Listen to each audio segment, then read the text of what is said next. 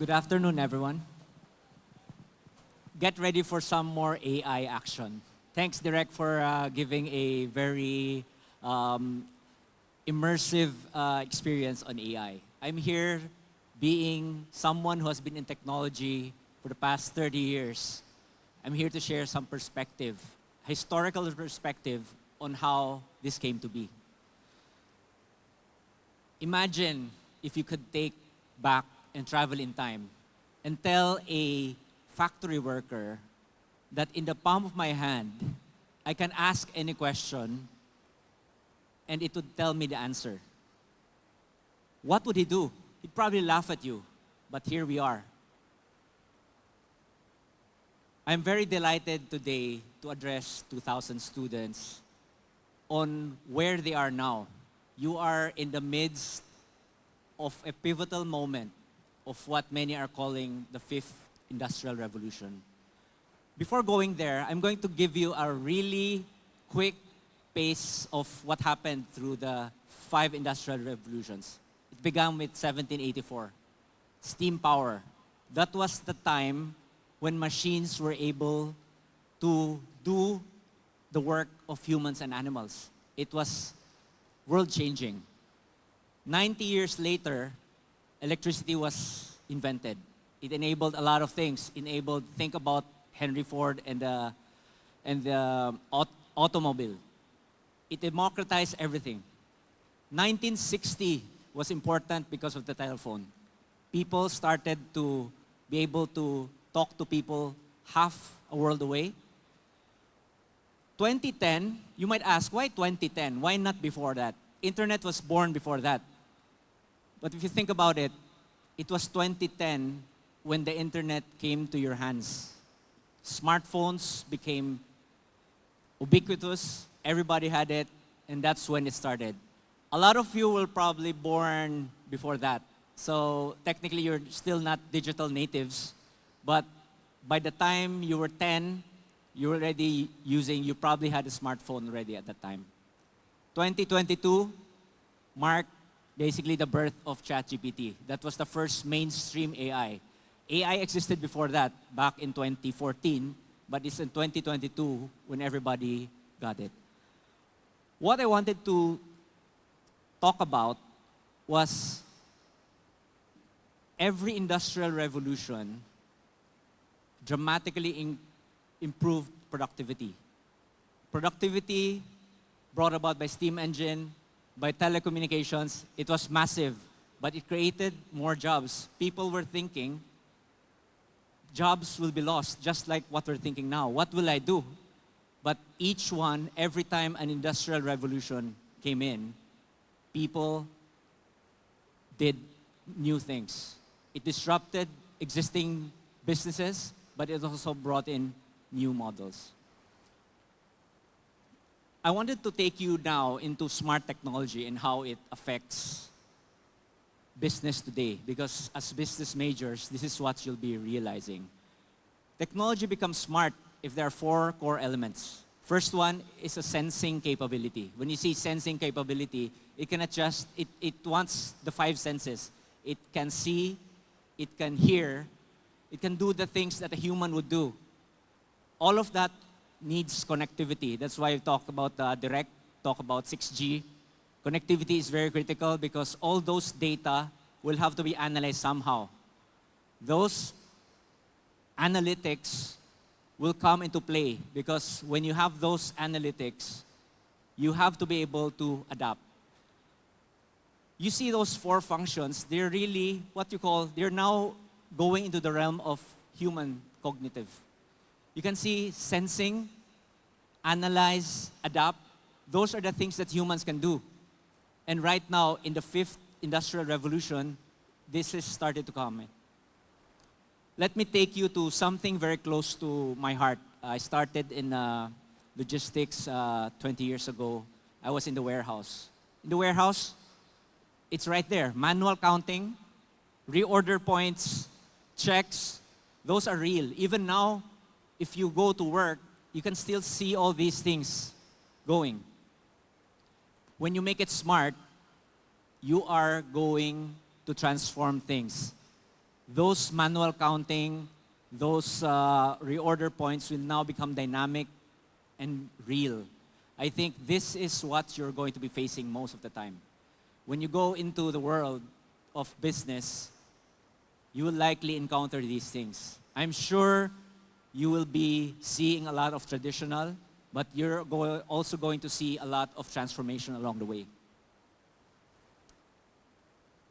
Talking about business models, right after lunch, you saw an NU student doing angkas. 10 years ago, was there angkas?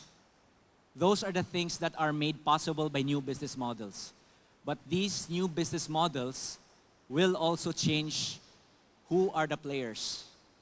If you look at this, Grab, I don't know if any of you remembers that it used to be called Grab Taxi. They started with the taxis, but now they're known for food. Who would have known that would happen? But these things happened very quickly. It's not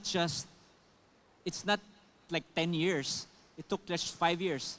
During the pandemic, Grab Food started and took off. You can see subscription economies coming in. Netflix, a lot of you are probably subscribers. Do you remember the time when TV was still king? It has changed. How long did it take? About 6 years, 8 years? Now, it's a different way of distribution of content. You now see YouTube, you see TikTok. These are elements of the things that you see, and it's going to rapidly change. You've seen the world where we're talking about how best to make things efficiently, how to produce things better. Now it's a world where everything's abundant, everything's unlimited. The only thing that's not limited is your attention. Now your attention is focused on those screens. That is the world that you're coming in. How do you, as marketers, as business people in the future, how are you going to capture that attention? It requires a new change. There will be new monopolies. There will be new platforms. There will also be new players that you haven't seen before. These are the things you have to be aware. But again, the fifth industrial revolution is going to change how you view things. From a world of scarcity, you're seeing a world where how can I use my intelligence to bring value? What is it that I'm going to do? Of course, I cannot leave you here with just saying, do AI, do AI. But there is an ethical dimension that you need to come here. As leaders, as future business leaders, you have to be responsible. When algorithms discriminate, for example, we're talking about HR. You will be applying to companies very soon, right? The moment you send a resume, what do you think is going to happen? 5 years ago, a human is probably going to look at that resume and then screen them saying, oh, this guy is for accounting, this one is for marketing. But guess what? The resumes that we receive, thousands of them every day, it goes through an AI that looks at the algorithm and determines who's in and who's out. Now, who's responsible for those algorithms? What if that algorithm says 60% of successful employees are male? Therefore, you should hire males more.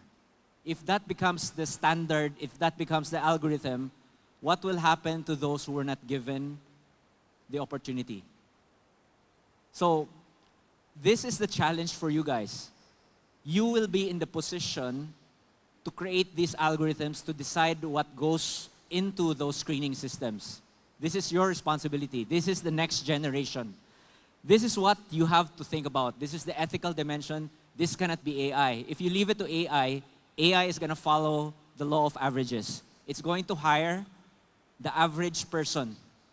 And guess what? How many here is the average? There's a lot of people in the world. What is the algorithm going to be? That remains to be the challenge.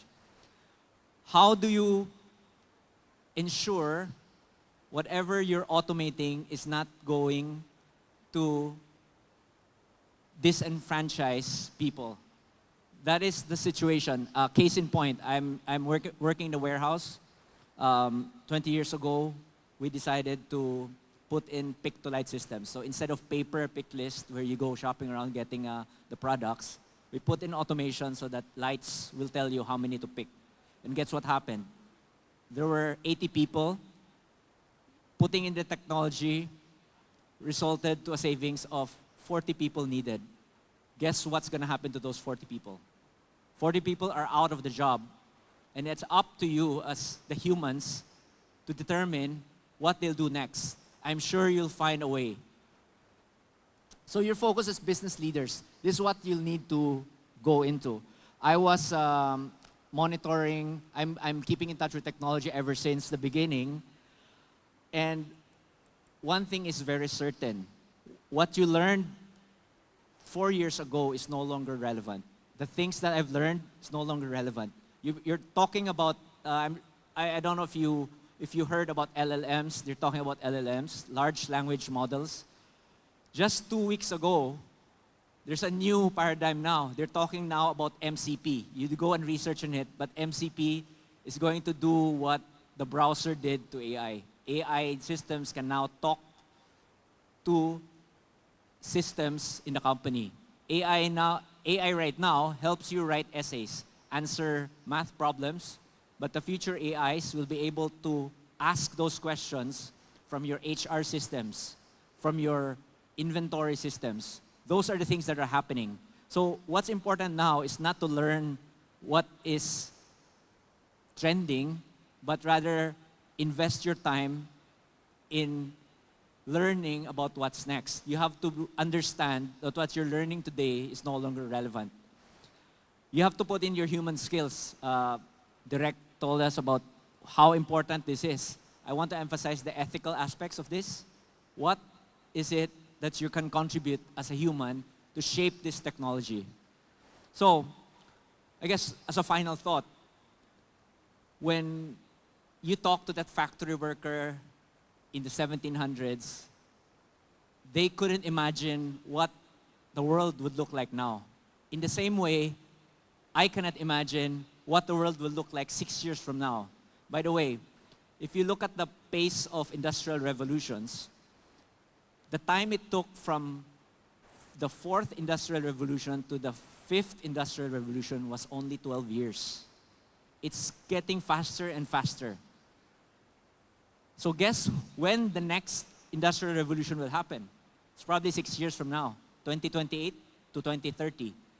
What will the world look like in 2030? I guess that's what I'm going to leave you with now. Is it a world where you're working only 2 days a week, as what many are saying? Would you like that? So, the interesting thing here is that you are right in the middle of this moment where you are in the position to bring to life and to shape what the future is. So, good luck everyone. You get to write the next chapter, and see you in 2030. Thank you. Thank you, Mr. Jason Jan Ngo.